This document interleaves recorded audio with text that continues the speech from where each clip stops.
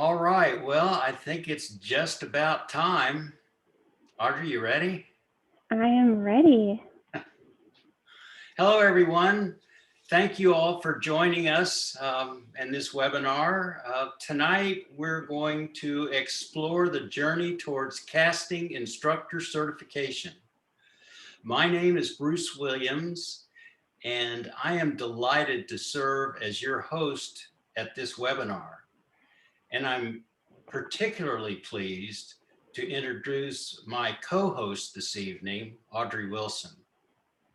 Audrey, good evening. Good evening, Bruce. Thanks for having me join you today. Oh my gosh, it's been great working with you, and it's going to be great doing the webinar. Yes. Audrey's fly fishing journey began nearly 15 years ago, and her pursuit of the Fly Fishers International Casting Instructor certification started 5 years after that. She is the first woman in Utah to get her CI certification, and she loves to share and experience fly fishing with others. She's worked for the Air Force for 15 years as a business operations manager, all while chasing her fly fishing passions. She is the Utah director of a national nonprofit organization, Casting for Recovery. Her continued success and accomplishments with the American Casting Association have sparked a passion and goal to be a world champion caster in 2021. Audrey, I am honored to present this webinar with you. Thank you, Bruce. I am also very honored to be here with you today. And thank you, everyone, for joining us. I know you have your busy weeks, and it's awesome that you could be here with us today. I'm going to tell you a little bit about Bruce. Growing up, Bruce cast plugs for bass, but it wasn't until 1980 that he became passionate about fly fishing. That year, with his dad and brother, he attended an Orvis fly fishing school in Manchester, Vermont, and the fire was lit. Moving to Arizona in the mid-'80s, the world of small mountain streams and the big Colorado River became easily accessible. Involvement with the Arizona Flycasters and FFI Club nurtured his desire to improve his casting and teaching skills. When an opportunity arose to help launch a new fly shop in Phoenix, he couldn't say no. Teaching people how to fly fish became a big part of what the shop did, so casting instructor certification became a focus for Bruce. The fly shop has been gone for a long time, but the desire to teach casting remains. Bruce has his single and two-hand master certifications and is a current member of FFI Casting Board of Governors, which he serves as chair. Thank you so much for this, Bruce. Oh, thank you, Audrey. Okay, so first things first, our goal during this webinar is to try to convey to you some of our enthusiasm about becoming certified casting instructors. We'll tell you our stories and then offer some suggestions for you as you begin your journey, and hopefully we'll set you up for success. We want this webinar to be an informal idea exchange, and we encourage your questions. We will stop and answer questions whenever we can, because we really enjoy that. Yes. Yeah, so Audrey will share her journey now.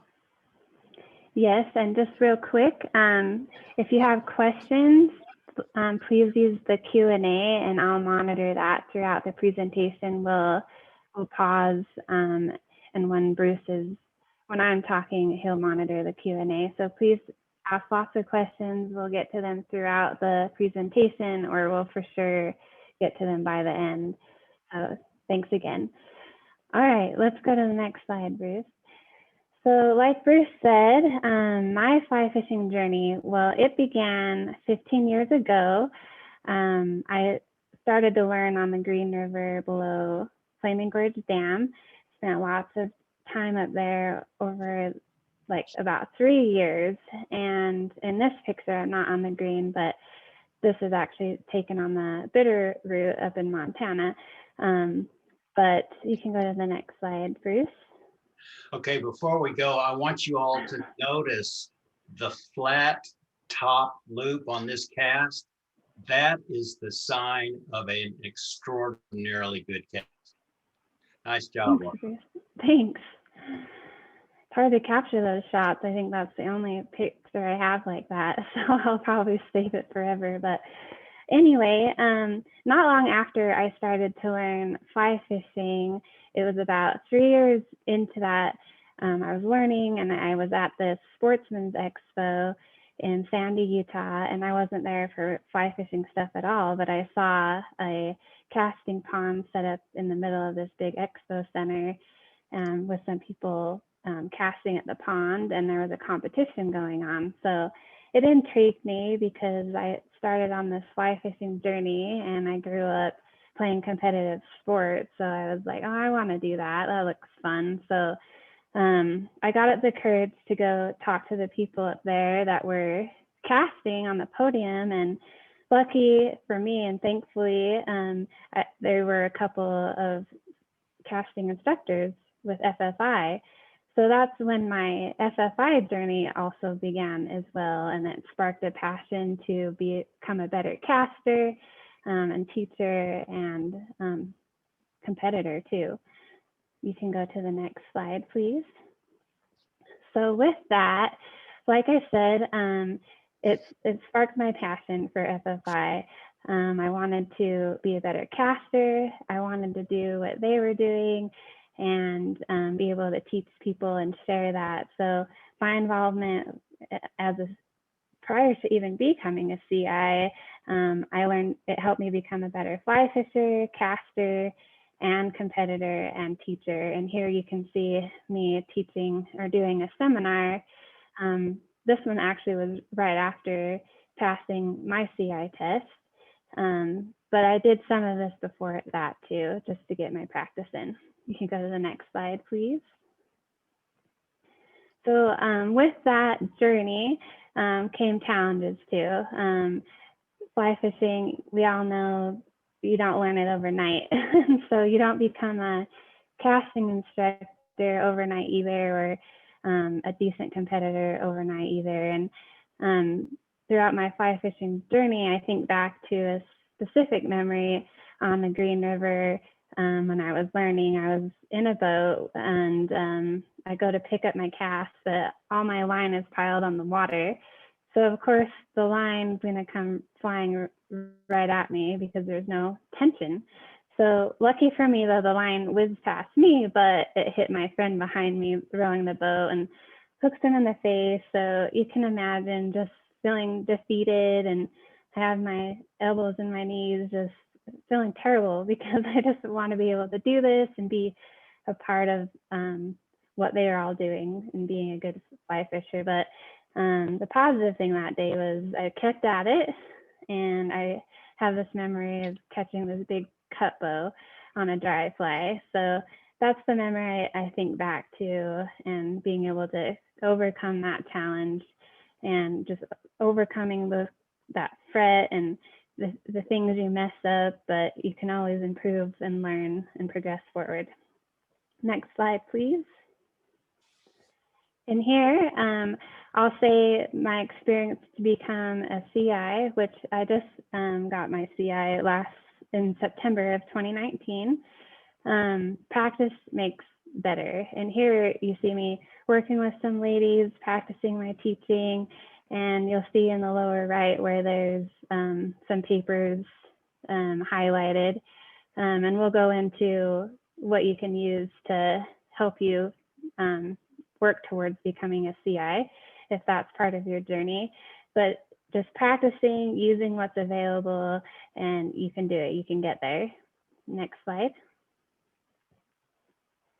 And another very important thing, other than practicing, is having mentors. And here you'll see Jeff Wagner and Jonathan Walter. This is a picture right after I passed my CI.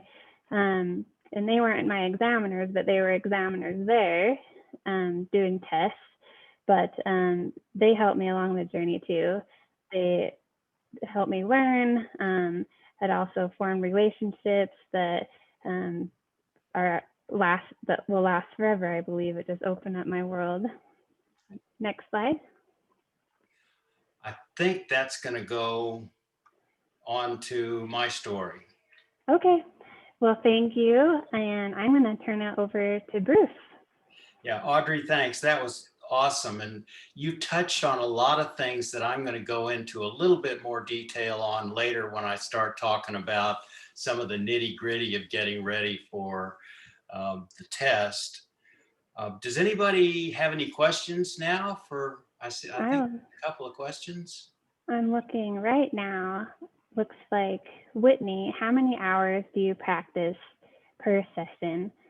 For me, it's around an hour or two, not more than that, because you tire out and then you start making mistakes and you don't want to practice what you're doing wrong. You want to practice the things that you can do right, and you get tired. So it's just better to try to keep it within an hour or two. Do you have any comments on that, Bruce? Yeah, I do actually. I think it's important to, particularly if you're by yourself, to limit your personal practice to an hour is a pretty good number, because what happens is if you're just practicing by yourself, sometimes a bad habit will creep into your cast and you don't recognize it. And if you keep practicing that mistake for 2 or 3 hours at a time, pretty soon it's going to be ingrained and it's going to be very difficult to get rid of. So I recommend that if you possibly can, cast with a peer, get together with a group.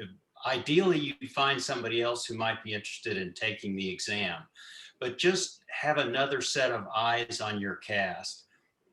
I find that today still that is extremely helpful for me. When I'm casting, if somebody else is watching, they'll point out things that I'm just not aware that I'm doing. So limit your practice to an hour or so. Try to practice with somebody else. And that's what I do. Okay. Another question. How many times per week do you practice? I would say that if I'm working towards a goal, which was to get my CI, and I'm focusing in on the date that I picked to test, and I have this goal date, I practice at least a couple times a week. So that's what I would do. You need to be able to practice just enough, but also life gets in the way too. So right before, or a few months leading into the test, I practiced a couple of times a week, or the same thing for a competition. It's at least, 2 days a week leading up to something, a goal date. So just to add a little bit to that, for me, since I live in the desert and my tests were usually in late summer, the sun came up at by 5 o'clock in the morning. And as I got closer to taking my exam, I practiced every day. But not long, just a half an hour, 45 minutes. But for the last month or so, it was every day. And the only time I could do that was real early in the morning. Fortunately, the sun came up that early. Whitney asks, how do you pick a mentor? And Whitney, we're going to go into that in detail in just a minute. So if I may, I'll wait and answer that in just a little bit. Molly asks, Audrey, how long did it take you to get your CI? Well, this isn't the easiest question to answer, but it took me, like I said, I started fly fishing 15 years ago, and then 3 years into that, I thought, oh, I want to do that. So I would focus on it, and then life would get in the way, and then I'd focus on it again, and life would get in the way. But when it came down to, okay, I've really, over the years, I've worked on my cast, I can do this, I can focus some time to lead into the test, it took me about 6 months or so, leading into the test date, to really apply the time that I needed each week, at least 2 days a week, if not more, leading into the exam. But I'll say I didn't need all that time. I will say that I shouldn't have worried so much about it and stressed so much about it, because I could have done it earlier, and I wish I would have, because it definitely opened up my world to lots of opportunities becoming a CI. So that's my honest answer about that. That's great. I found that I had sort of a geometric progression through from CI to MCI to THCI. I think it was around 2 years for my CI, and then I squared that to 4 years for my MCI, and then it was close to 8 years for my THCI. So, but the important thing, as Audrey said, is life gets in the way. So do it at a pace and as you can. I think that's important. If this is something to be enjoyed, it's fun to do. Yes. It's Yes. an accomplishment, and you should enjoy that all along the way. Yes, absolutely. Ken Wade asks, can you YouTube can you use YouTube as a mentor? Ken, let me comment on that when we talk specifically about mentors. I have a couple of thoughts on that. James Shanley, I hope I pronounced that right, James, says, do either of you video your practice sessions? And again, we'll get into that too, because yes, video is a very important part of individual practice, but also it's very important for you to share videos with your mentor, so that not all of your interaction with your mentor will be in person like maybe it once was. It'll be a combination of personal and virtual learning. So yes, very definitely you need to learn how to use the virtual tools. Audrey, this is from Carol N. Audrey, what was the most difficult task for you to feel competent and confident in?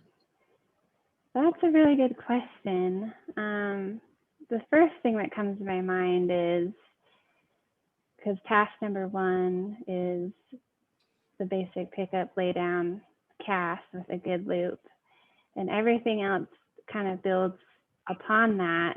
So if you master just the essentials of performing a very good pickup and lay down cast consistently, then the other tasks just kind of build upon each other, and you're absolutely able to do. So I can't think of one that was harder than the other. For me, it was just, oh, I have this cast down, and for some reason these other tasks aren't as hard as I thought they would be. But then Bruce will talk more about the test, but there's some teaching tasks that you have to do. But they're all doable, not the hardest, but we'll get into that. We'll delve into that in a little more detail just in a little bit. Did we get to some of the other questions further into the, okay. So Frank asks, substance versus style. I fish with a lot of guides, get a lot of conflicting advice. Comments on setting your own style? We're going to show you in a minute, Frank, the testing of your knowledge of the essential elements is a significant part of the CI exam. So, and when we talk about the essential elements, we believe, and this was developed by Bill and Jay Gamble, but we think that the 5 elements that they've identified, you can see in every cast. You cannot make the cast without doing the 5 essentials. And so that is substance. You have, the cast will fail unless you use those 5 essentials. Everything else is style. So that means grip, stance, um, any number of things that you can think of. And it may be because of a physical limitation that you have. It may be just comfort that you have. So all of those are style. And what we try very hard to do is, I'll call this being style agnostic.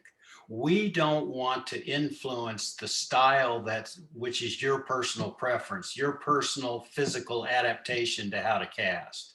But we do want to make sure that all of our casting instructors understand the difference between substance and style. And the way we think that's the most effective is to make sure that we describe the essential elements, which in essence are the substance of the cast.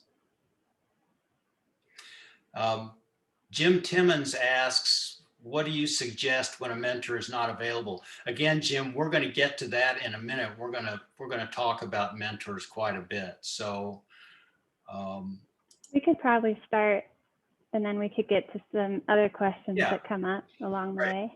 Awesome. Okay, so Audrey just shared her wonderful story, and she's touched on notes and mentors and a number of things that I'm going to talk about as well. But I'd like to share with you my perspective, sort of from an overall point of view, or a question of why do I do this? What is it that keeps me excited about fly fishing? And I tell you that I've been teaching and mentoring casting instructors for over 15 years.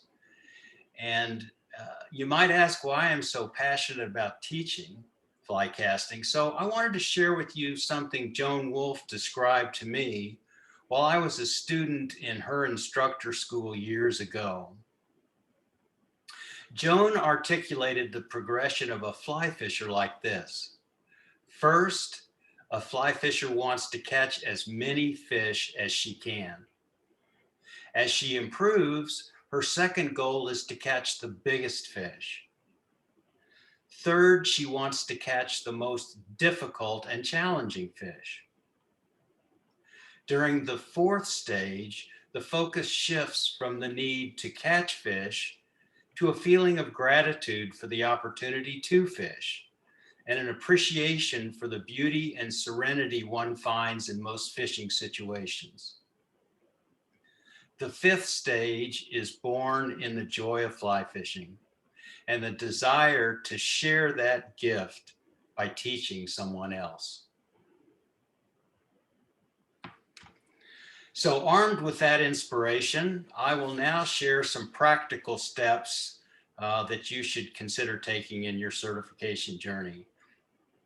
And Audrey, I encourage you to jump in anywhere.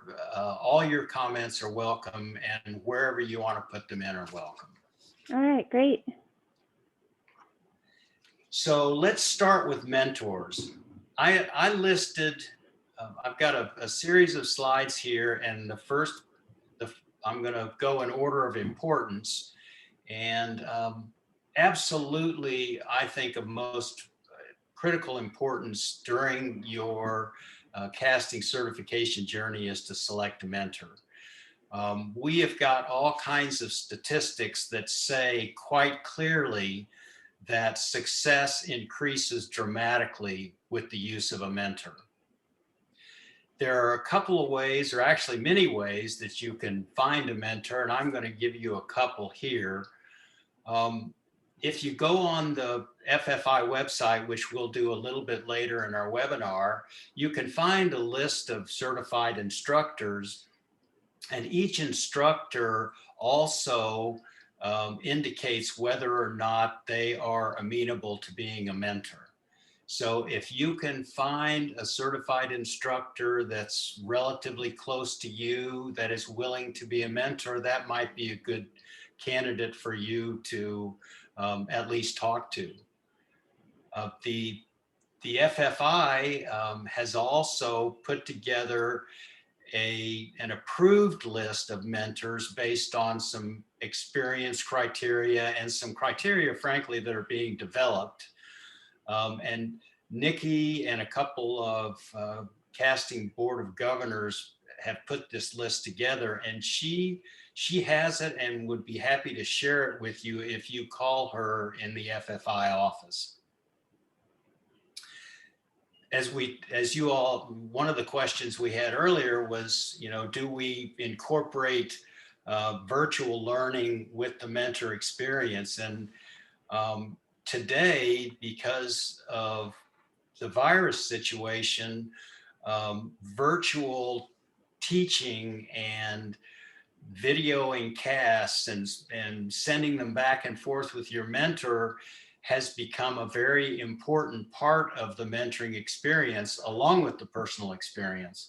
But what I think we're also going to find out is that the virtual aspect has become so important that even when the virus is not an issue, the virtual learning and the virtual experience are going to continue to be a major piece of how we teach fly casting. So expect that to be a combination. You may meet with your mentor 2 or 3 or 4 times, or hopefully more, but supplement that with your use of video. I'd also make sure that when you choose a mentor, ask them how familiar they are with the most recent test. And I say that because I happen to know that there's a new test coming, and it's not dramatically different than the one that's there now. There's just some fine tuning, but your mentor needs to be aware of that new test that's coming next year. And finally, we're starting to develop some online mentor work groups. I know Molly Semenik has got a group, and Jonathan Walter has a couple of groups. So if that kind of a situation appeals to you, let me know, and I'll see if I can't help you get into a mentor work group. Required equipment. This is all stuff that's on the website, and I'm going to go through it fairly quickly. A maximum of a 9-foot, 7-weight rod, 1-piece floating line. We encourage you to use high-vis orange. You're just doing yourself a disservice if the examiners can't see your line, because if they guess, that's not a good thing for anybody. Leader should be at least 7.5 feet long. I see no reason to have anything lighter than 0x tippet. This is not finesse casting. And finally, the fly should be yarn, must be yarn, but it also should be synthetic and not absorb water. That can cause all kinds of problems if your fly is all the time trying to find the bottom. Also, I would say you want a fly, you want your yarn to be visible, but you don't want it to look like a hummingbird and affect the flight of your cast. Now, let me make another couple of comments, if I may, on rod selection. A lot of times, and I know when I was taking my exams, everybody said, oh, you've got to have the stiffest rod. You've got to have this thing so you can make sure and make the distance. You can make sure that you resist doing tailing loops and all these kinds of things. And I would argue, first of all, there's actually a task or two on the CI exam in which you have to make a tailing loop. So if your rod is designed to prevent tailing loops, you're going to have to figure out how to work together with that line, with that rod, to make it happen. Secondly, anytime you are consciously trying to put a bend in the line, in other words, you don't want it to go in a straight line, and that happens anytime you make an aerial mend, or any number of mends or curves or whatever. If you have a very stiff rod, it is generating a little bit more line speed than you think. Now, if you're amped up to take an exam, you also add a little more line speed. And when the rod is adding line speed, it's going to pull that line straight if it possibly can. So if you're trying to show some really nice lazy mends on a test and your rod's trying to pull that line straight, that might be uncomfortable.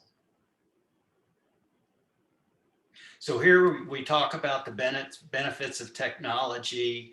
The two most accepted applications that you can just put on your phone is Coach's Eye and Huddle Technique. And unfortunately, within the last day or so, we have gotten notice that Huddle Technique may be becoming another app. So this is going to be a little bit of a hiccup for us who have gotten to use this technology. And it sounds like maybe Coach's Eye won't be far behind, but we're comfortable that we will have an application. We're just not sure what it's going to be. But as you can see from the picture, you have the ability to draw lines, you can analyze the cast, you can look at where there are any curves or dips in your cast. You can even compare your cast to somebody else. Your mentor could make the same cast. You can put them together simultaneously on a video, and you can actually see the difference in tempo and all kinds of things in your cast. Very, very useful tools for analyzing casts. So let's get down to it. How do you get prepped for success? The first half of the exam, tasks 1 through 15, are what we call the performance part of the exam. And basically, the two concepts that the performance part is testing your knowledge of are loop control and essential elements. Now, loop control is just as it sounds. You need to have the ability to cast narrow loops, which are 3-foot loops, 2 to 3 foot loops, or wide loops, which are 4 to 6 feet, or tailing loops on command repeatedly and make it look easy. And you want to inspire confidence in your students. The next part, the next group of concepts that the test is looking for is your understanding of the essential elements, which, as I mentioned earlier, Jay and Bill Gamble developed when this program began many years ago. And here are the 5 essential elements. You need to eliminate slack. You need to utilize a proper casting arc. You need to apply a smooth application of power. Your rod tip needs to go in a straight line, and you need to have an appropriate pause and stop. But it doesn't stop there. What's important is that you understand the relationship between those essential elements. So, for example, in task number 8, you're required to go from slow to medium to fast false casting. Well, to increase the speed and maintain a consistent loop size, you need to increase power, you need to shorten the pause, and you need to widen your casting arc. And you need to know how one change, i.e. speed, affects all of those essential elements. You know, maybe it sounds difficult, but it becomes intuitive. You'll understand this, exactly how this works. And then it's kind of fun. Yeah. So look forward to that path. Yeah, I'll say that it might seem like a lot, and yes, anything you're going after worth anything takes some work, but it's definitely doable and it's fun, like Bruce is saying, to learn along the way and work with the mentors and just along that path. You learn a lot. You learn so much about casting and not just about teaching. And this is anecdotally, but I found my curiosity after I passed an exam. I learned more in the period after the exam than I did leading up to the exam. And I thought my knowledge went up 100-fold before the exam, but it was nothing like the knowledge that I gained just because I understood what was going on after the exam. It's kind of an amazing phenomenon. Yeah. So the next half of the test is the teaching tasks. And teaching has become a more and more important part of the test. So you need to pay really close attention to these tasks. Every one of these tasks asks you to, well, not every one, but most of them, to describe something that, given all the time in the world, you could teach or talk for a week on how to control or teach loop control. But in this test, you need to consolidate your teaching task into about 7 minutes. And the way to do that is to be very analytical in the things that you put into your teaching method. First of all, you need to carefully script, with the help of your mentor, everything that you think is necessary for you to teach about loop control. And that's probably going to be a page, or maybe even a legal page full. And by the time you're ready to do that test, it's going to be on a 3x5 card. So you need to discard a lot of the information that you have that does not present this task in a logical step process that is easy to follow. And I'll say that I like to think about it as, how would you want to be taught?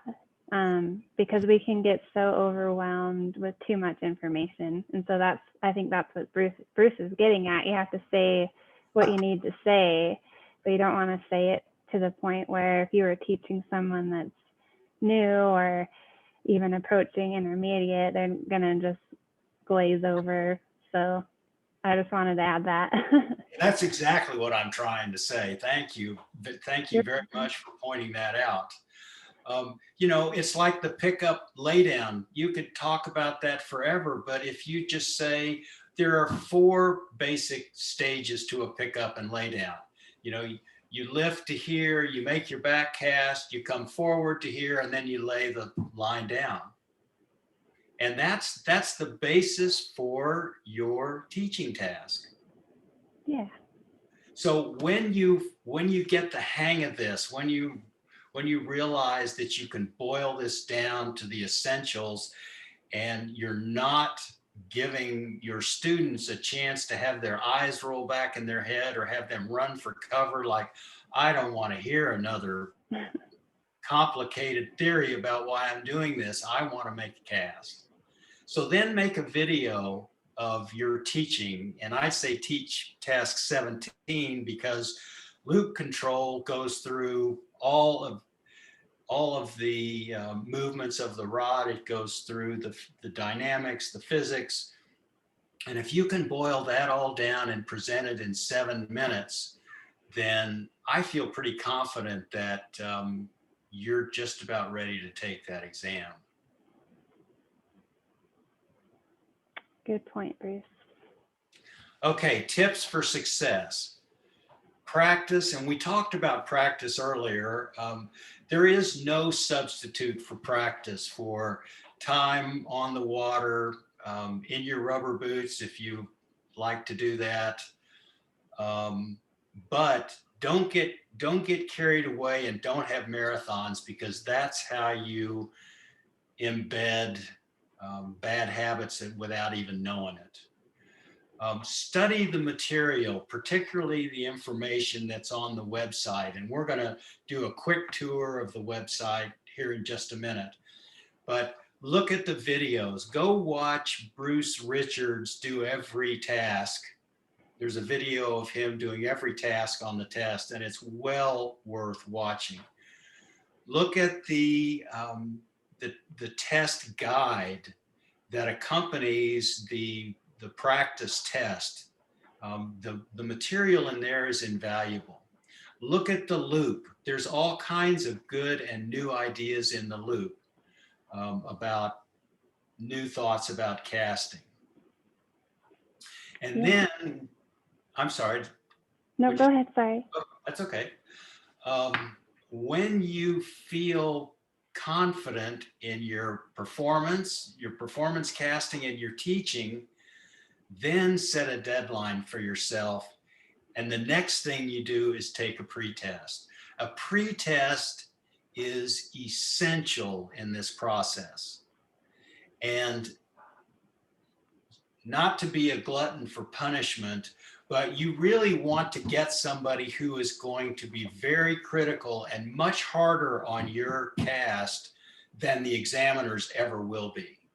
And so if you get through that, you will feel invigorated, and it will give you a real burst of confidence that, yeah, you are ready. So yeah, that pretest will tell you. Yeah, will show you where it's at, and I found it definitely useful too, just to go through it with somebody that knows the tests, and then you're just ready to go and have the confidence going into the test, no problem. Yeah, and don't just kind of do it casually. Do a dress rehearsal. I mean, really feel like you're taking the test. Yeah. I think that's really important. How about I read off a few questions? Oh, great. I can read them off.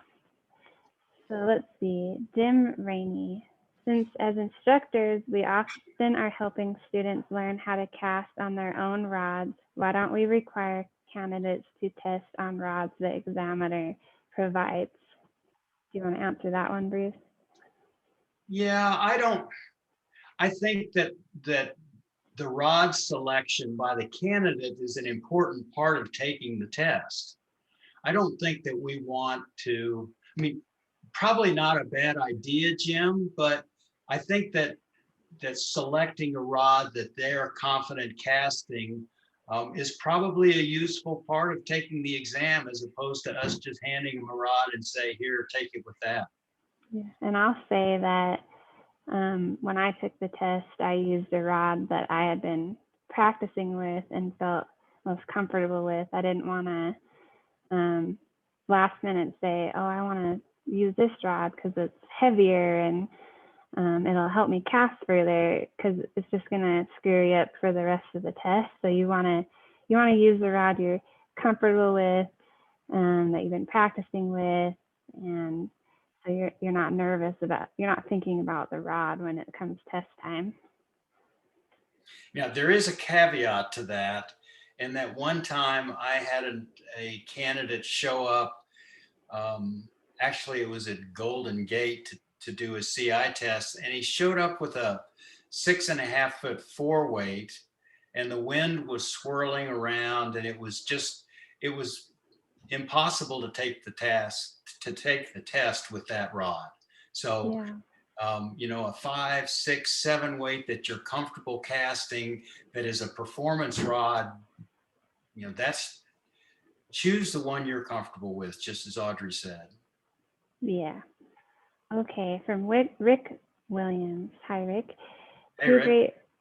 Two great mentors, the JWs.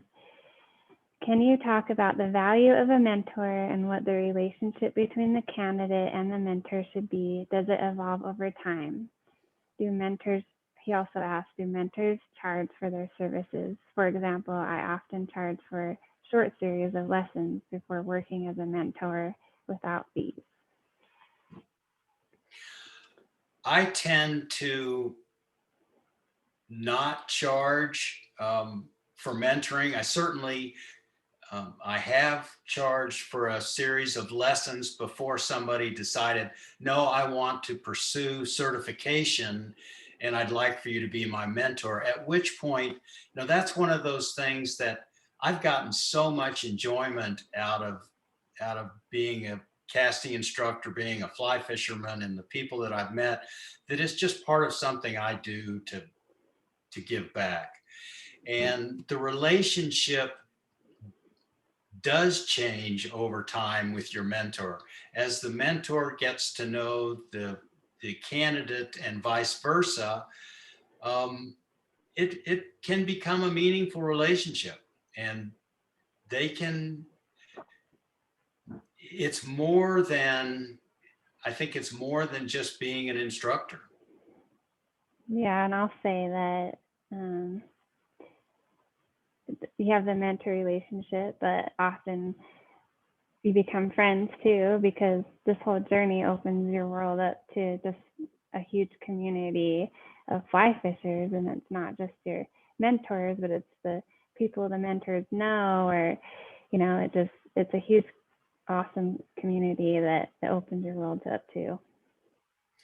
And I hope that as long as I'm involved in this sport, that it will continue to be that if I'm casting with a group of people from FFI, whether it be at a conclave or whatever, and I'm struggling or I look like I need some attention, I'm just sure now that somebody would come up and say, hey, what can I help you with? What are you working on?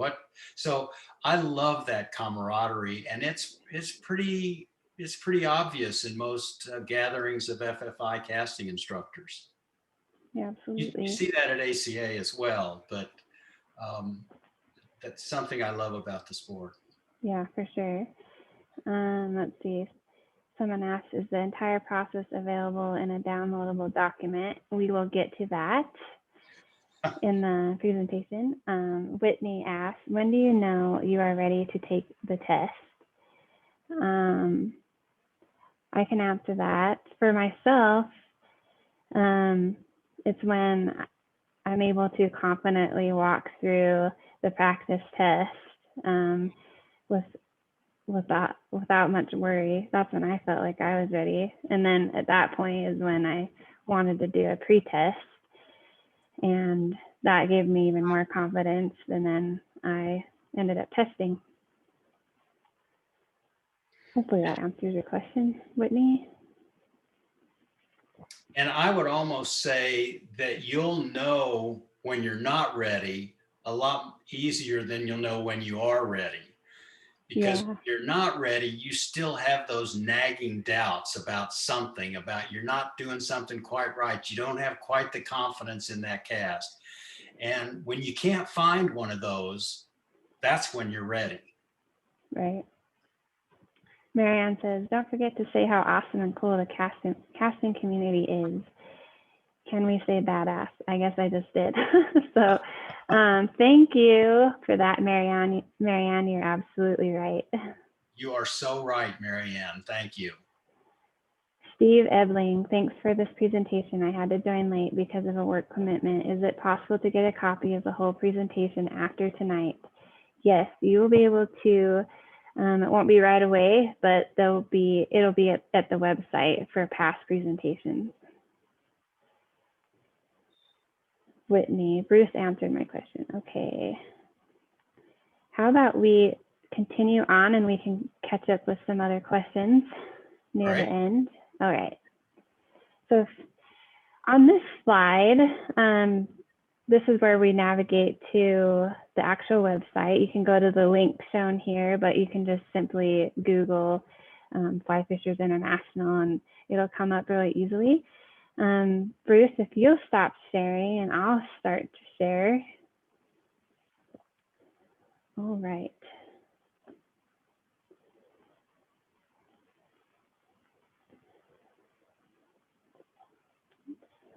1 second. I thought I had this pulled up.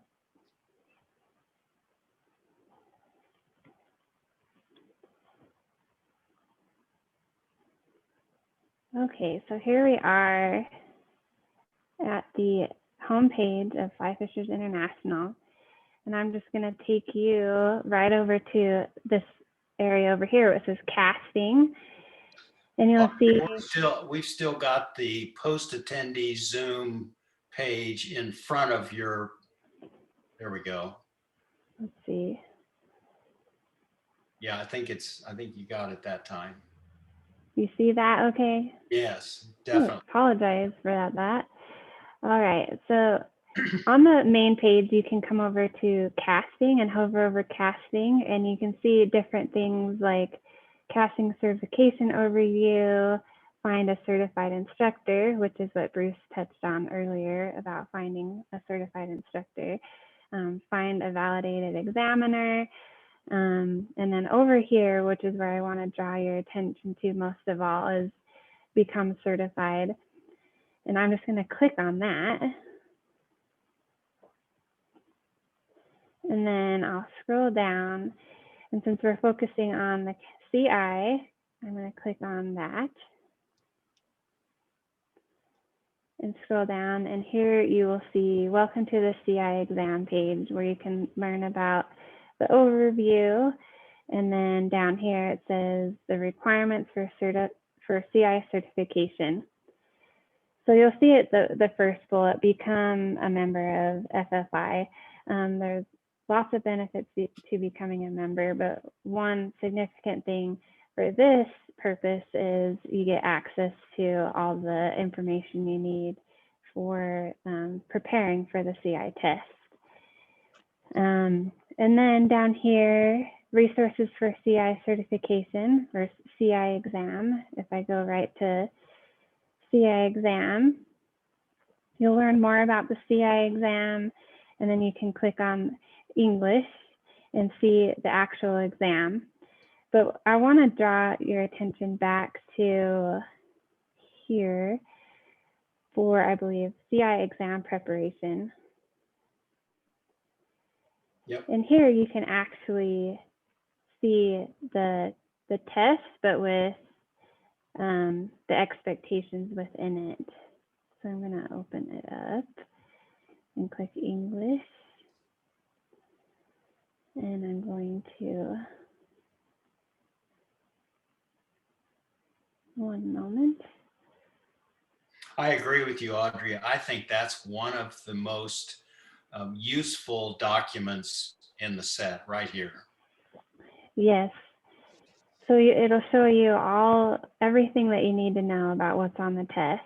And so there's no questions going into the test, what's expected. So when you scroll down, you can see all kinds of tips, the equipment you need,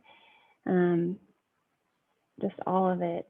The tips are what's really critical part. When I was preparing for the CI, I'd practice every single task, read the tips, and make sure I was just meeting those expectations and using the tips to help me to meet those expectations. Okay. And I would encourage you, as you begin to think about your journey, right after you select your mentor, you need to get really familiar with the test and read the test, read the performance tips and the expectations. And a lot of people will go out and practice their casting, and they may cast for 6 months before they ever look at a copy of the exam. And I would encourage you to read the exam early in your journey. Yes, absolutely. I would say that's one of the most useful things for you to use when you're preparing for the CI. But there's also other study materials. There's the CI study guide that you can buy, and I did use these materials. It's very helpful. You can learn all about casting and what's required on the test.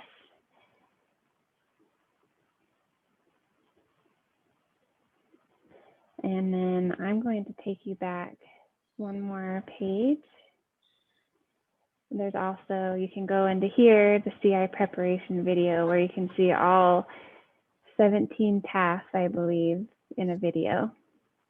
So all very, very useful information at the site here. Do you have anything to add, Bruce, on the navigating the website? No, I think that's good. Audrey, you did a great job. I'll say one more thing. Once you become a CI, there's awesome material in the site too that you can use to help you prepare lesson plans and things like that. So there's all kinds of benefits to becoming a CI and a member. So I'll stop sharing, Bruce, if you want to pull the slides back up. Yeah, let's see, where are we? And we can ask a few more questions. Let's see. Yeah, so Audrey touched a little bit on membership, and it just so happens that FFI launched a new membership portal last week. So which is specifically designed to assist people who are members or who want to be members. And I've not had a chance to go access the portal, but I understand it's pretty impressive, and it will answer just about any question you could think of about being a member or what the benefits are. Briefly, I'll run through some of the benefits. The publications are terrific. You get a biannual copy of Fly Fisher magazine. The Loop, which of course I'm partial towards, is a newsletter that is strictly devoted to casting. And it's an impressive document that I know you'll enjoy reading. The Tying Times is the tying group's counterpart to the Loop.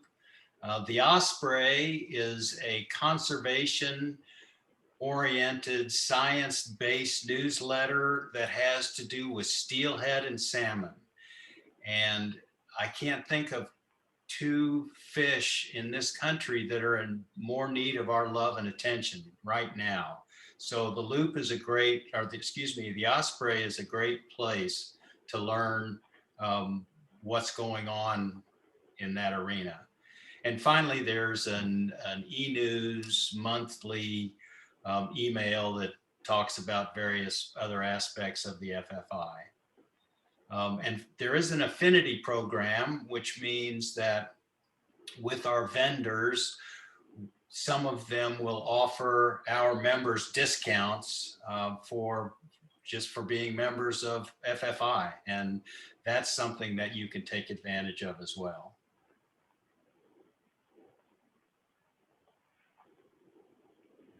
Here we are, final thoughts. All right. Any questions to go to first, Audrey, or? We could do questions after. Yeah, let's do. Okay, so just my final thoughts before we go to the remaining questions. I'll say it's definitely been worth the journey for me. I built my skills, and I keep building my skills. That's the cool thing about fly fishing and casting, is you continue to learn. And then just the community, I think, is definitely at the top. I would say really that's number one for me. That's changed my life. It's opened doors. I've met all kinds of awesome people, and that's been so important to me. I get to inspire others and continue to be inspired, just like by people like Bruce here today, and just driving change for the good, supporting others to learn and to new opportunities. It's just really fun. So why not do it? So you can find me on Instagram or Facebook and my website. How about you, Bruce? Have any last? I do. people will tell you, and when you start teaching a fair amount, a lot of people will come up to you and say, I can cast 30 feet and I just don't need to learn how to cast any farther than that. I can catch all the fish I want. And my answer to that is yes, that's true. But if the wind comes up or if you have a weighted fly, having casting skills will absolutely increase your ability to put your fly in front of the fish. And you will have more success and consequently more enjoyment of your fishing. But really what this is all about, as Audrey said, is it's a sense of camaraderie, it's a sense of community. And, I think it's just, for me, it's just a great opportunity to try to teach, to give back to people something that I feel so fortunate to have. So I'm I'm delighted to be able to do this. You can reach me anytime at bruceloops@cox.net, and I'd love to hear from you. Awesome. Thanks, everyone. We are going to ask some questions now. Just All thank right. you all so much Yes. Thank for you joining for us. everyone for attending. And Audrey, you're amazing. You are absolutely amazing. Thank you. You too. Rick Williams, for the teaching task, the total time allotted is 7 minutes. Best to have a scripted cast plan that comes out closer to 3 minutes. That was a comment by Rick. Ken Bowers, do the testers examiners have a set of standards for each teaching task? If so, when can one find them? Yeah, those expectations are right there on the test. There's actually a little bar chart that shows what the examiners are looking for. Whether it's a tight loop, a big open loop on the first back cast, a number of things, and they're written right there in the test. So there are no secret expectations. They're all right there. You are tested on what you're asked. This is not guerrilla testing. Right. Rick again, can your mentor do a pre-test? Yes. I think it would be better to have an independent, if you can, to have an independent instructor do the pre-test, because they don't know you as well. They don't know your cast, and they'll be a slightly more objective. And it's always good to experience how somebody else in that situation asks questions and goes through the test with you. Thanks, Bruce. By David Carmichael, how does one go about arranging for a pre-test? Your mentor will be very helpful in helping you have a pre-test. They will know, who's in the area. They'll, if I had a CI candidate who was getting very close to taking a test, I would probably check in with Jonathan Walter, who is the North American coordinator of testing, and tell him that I've got a candidate that's just about ready, and just see if he's got any thoughts on anybody that would like some pre-test experience. But usually it will be from the people that your mentor knows. All right. And just like in Phoenix, during the winter, people are coming to town. If you hear about people that are just visiting, give them the opportunity to help with a pre-test. Most of the time, people love doing that. And that's a great way to interject a new set of eyes into this process. Thanks, Bruce. From Mac Brown. Hi, Bruce and Audrey. Hey, Mac. Is there a way to fit Bruce's screen onto ours? I know we have several folks from around here tuning in, so keep up the good work, Mac. I'm not sure I understand the question. I'm not sure I do either. Okay. I'm sorry, Mac. Ask it a different way. Thanks for the comment. Russ Edward Carpenter, when teaching a task, is it 7 minutes total, or do you leave time for the evaluator to ask questions?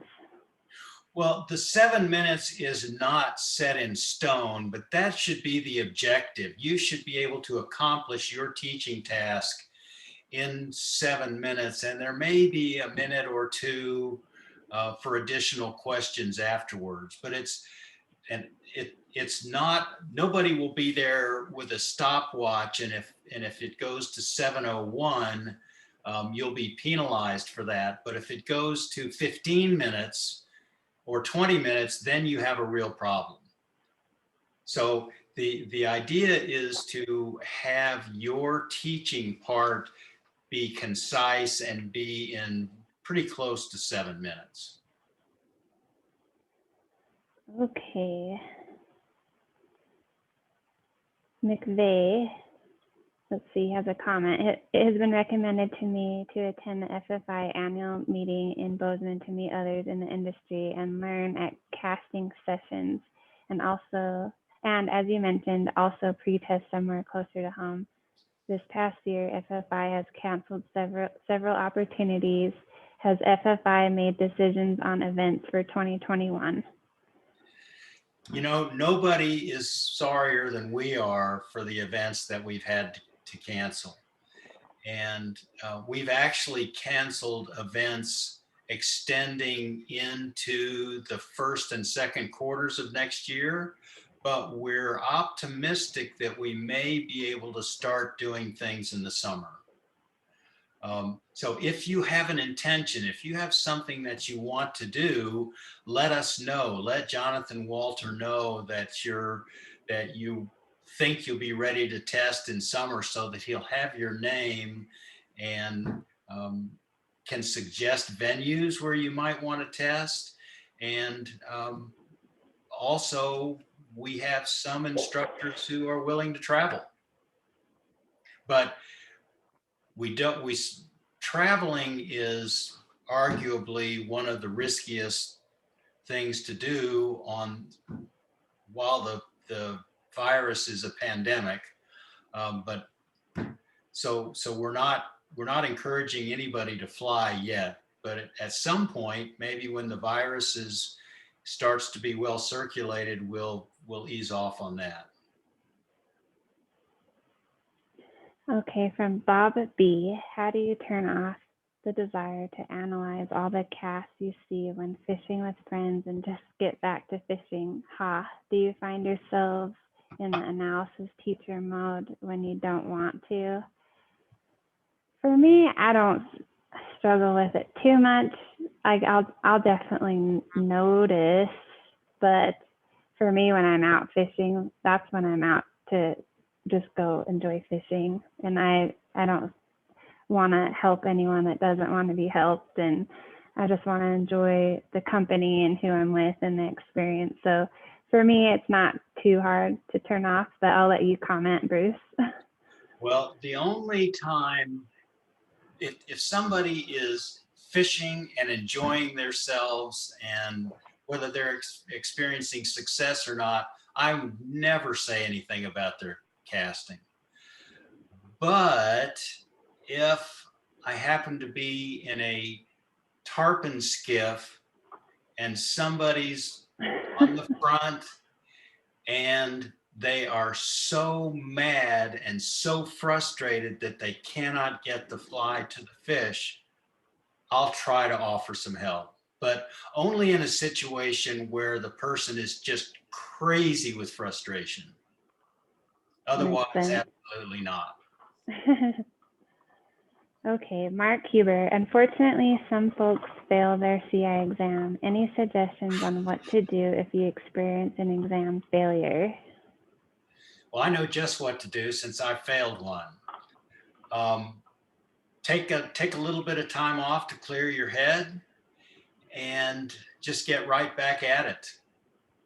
Um, Most of the time, people who, if they've prepared adequately, are very, very close. And there are just a few things that need to be fixed. And the examiners will tell you exactly what it is that you need to fix. They'll write it up and send it to you in an email, and then they will hope and expect that you'll get in touch with them and let them know what your progress is. So there are all kinds of opportunities and offers to help get you over that if you fail a test. Yeah, and you're not going to succeed at everything in life your first time. You're only going to progress with some failures in life, right? So just learn from it and build on it and do it again. Yeah, I'd even go so far as to say I'm thankful that I did not pass my MCI exam the first time, because I learned so much from taking it the second time that it was worth it to me. Yeah. All right. From Marianne Dozer. Can you share a good and bad experience with a guide? And did the CI play a role in that guide's ability to create a quality experience? Would you like to answer that, or would you like me to? If you want to, go ahead. I have an answer, and I'll let you answer it, actually. okay. Um, I've had good, I've had um, positive and negative experiences from that, Marianne. Um, the worst, the worst experience, and we very diligently coach instructors not to do this, and that is for an instructor to take the rod out of your hand and try to show you how to make a cast, and then to pour salt into the wound, they do it poorly. That's the worst experience you could possibly have. It's not positive encouragement. It's not successful for the client at all. But the casting instructor slash guide who has empathy and will give you just enough advice that you can sort of figure it out on your own. And that's a really tricky thing to do. That is where you just feel like that guy hung the moon, that guy or gal. But it's difficult to do. Because it's not just about can you cast well, it's can you teach people, you know. So I would say it's definitely beneficial as a guide. Well, and we probably ought to preface that by saying that trying to get advice on how to cast when you're in a boat with a guide is really not a great place to learn how to cast. You need to do that before you go. So anything that the guide is going to be able to do is going to be kind of a band-aid approach. Okay. Marianne says, yep, the performance tips is the best. I think she's referring to the test press. If I could have only had that when I started my CI journey. Okay. Jim Timmons, is the new test posted at this time? Not yet. It will be. And there are some very minor changes. I think it's not even approved yet. Okay. But TC said the study guide is great, and I can attest to that. It helped me very much. Let's see, Whitney, Mark Huber had a really helpful way to organize the test. Comment. Mark Huber, when and where can I take the CI exam? How do I find examiners? Is there a schedule? So as I alluded to earlier, Mark, Jonathan Walter is coordinating all testing in North America. And so most tests, we're moving towards a venue type approach where we can get candidates and examiners and everybody together in one place and do a number of tests.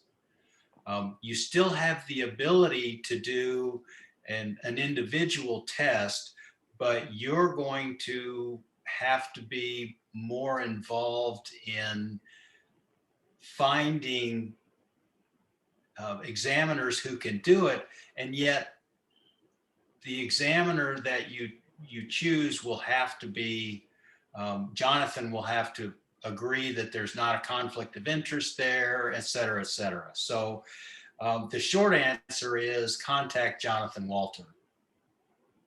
Yeah, I had to travel to Denver to take mine, and I know that at times they're posted on the website, but I learned because I was involved with the mentors anyway. And so once you start working on it, you learn those things pretty quickly of when the next exam is going to be and who to reach out to. But like Bruce said, Jonathan Walters is definitely the one you'll definitely get the answer from. McVeigh, are you saying the lesson planning materials are not available until CI Cert is achieved? No. Right. You have to. I'll let you answer that. Sorry, Bruce, what was that? I just said you need to be a member of the FFI, but you don't need to be certified before you can have access to the materials. Right. Particularly the exam prep. Those are there for you as an FFI member. Russ Edward Carpenter, do you think that the FFI Casting Skills Challenge is a good stepping stone for someone that wants to know where their cast is at? Yes, that's an excellent question. And we use the Casting Skills Challenge all the time in sort of introducing to people who think they might be serious, think they might want to improve their cast, as a way to introduce to them a progression as to how they can improve their skills in a fun and successive way. So yes, that's a great observation. We're using the skills challenge, the bronze level, internationally as part of the CICP outreach to take that to clubs. We got 5 clubs in Australia that Brian Henderson has taken the skills challenge to, and engaged them and introduced them to FFI just by using the casting skills challenge, the bronze level. So we've had extremely good success. Thank you, Molly and Rick and Jonathan, for that skills challenge. It's been a great instrument. All right, Rich, did you purchase a rod rail line set up specifically for practicing the tasks and taking the exam?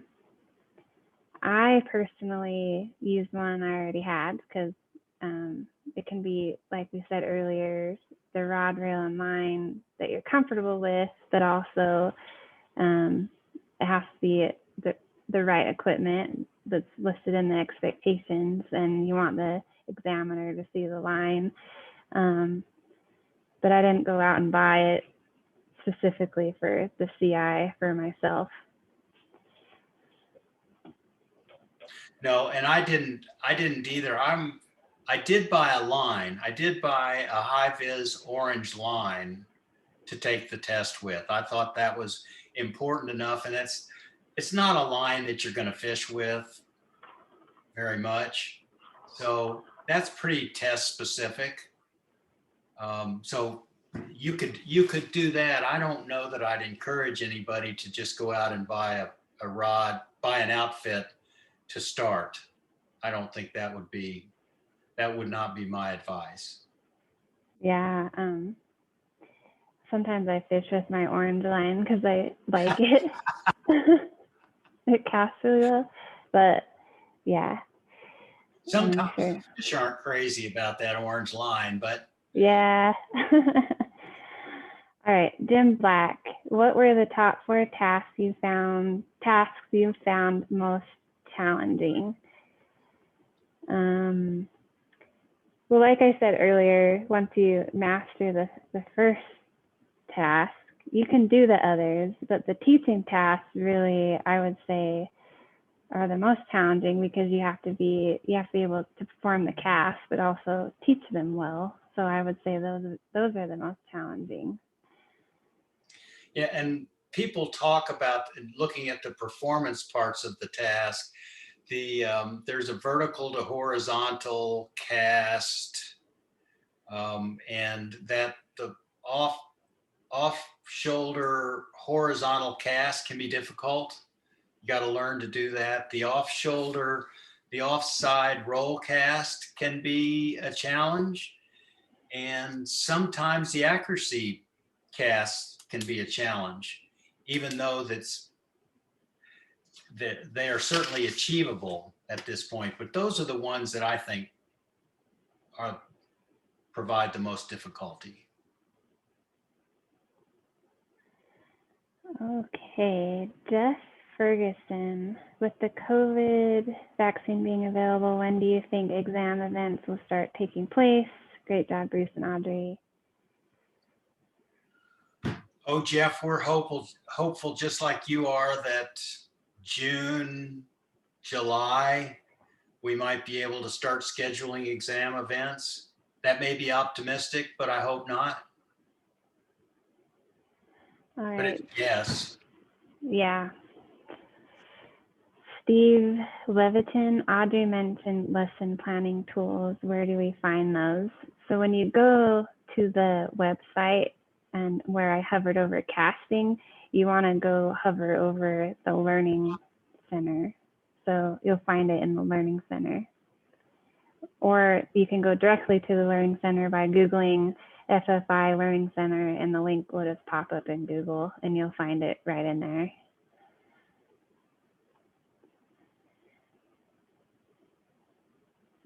Eric Eswine, sorry if I said that poorly. Why are we always referring to loops in casting when in fact we want bites? A loop is a line that crosses as in a tailing loop. A bite does not cross, and that's really what we want. Thanks for the comments. Boy. Eric, you've opened Pandora's box for us, Eric.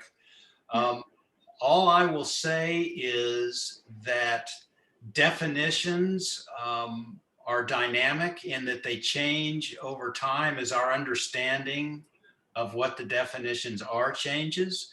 So if that should become an issue, it's not inconceivable that we could start calling it bite control. But that's the first I've heard of that. Thank you for bringing that up. Rick Williams, can CIs do pre-test, or should one look for an MCI or a validated examiner? Yes, CIs can do pre-tests, but yes, someone should look for an MCI or a validated examiner.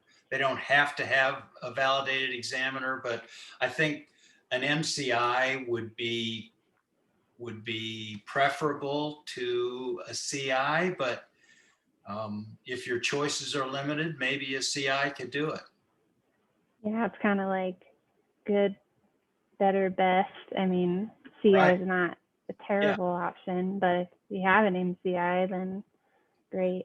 Then use them, yeah. Yeah. Can you share along what lines the changes on the new test will address?